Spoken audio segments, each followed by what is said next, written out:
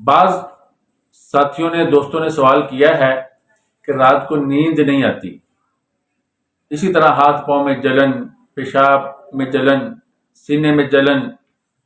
اور جسم میں تیزی،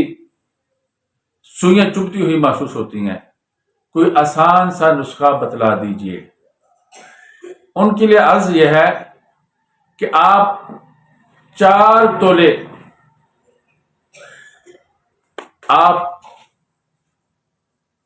مغز کدو کو لے لیں، 4 تولے ہی کشنیز کو لے لیں، 2 تولے زیرہ سفید لے لیں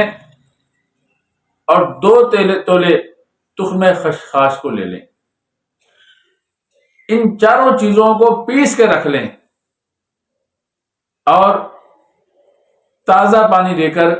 صبح کے وقت چھوٹی چمچ چائے والی ٹی سپون جو ہوتا ہے، آدھی وہ صبح لے لیں اور آدھی چمچ رات کے وقت لے لیں۔ آپ اس کو نیم گرم چائے کے ساتھ بھی لے سکتے ہیں۔ انشاءاللہ العظیم نہ صرف یہ کہ اس سے جسم میں جو بے چینی ہے، تیزی ہے، نیند نہیں آتی، یہ والے عوارضات ختم ہوں گے، بلکہ جسم میں طاقت بھی آئے گی، قوت بھی آئے گی۔ اسی طرح قبض، بیجا گیس کا پیدا ہونا، یہ ساری چیزیں اللہ کے فضل سے ختم ہو جائیں گی، اور نگاہیں بھی تیز ہوں گی، دماغ بھی تیز ہوگا۔ جن کو یہ مسئلہ رہتا ہے کہ خشکی ختم نہیں ہوتی،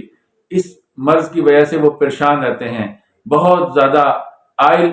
استعمال کر لیے، مختلف قسم کی کمپنیوں کے تیل استعمال کر لیے، سر سے خشکی نہیں جاتی، یا ان کو یہ مسئلہ ہے کہ ان کے بال جھڑ جاتے ہیں،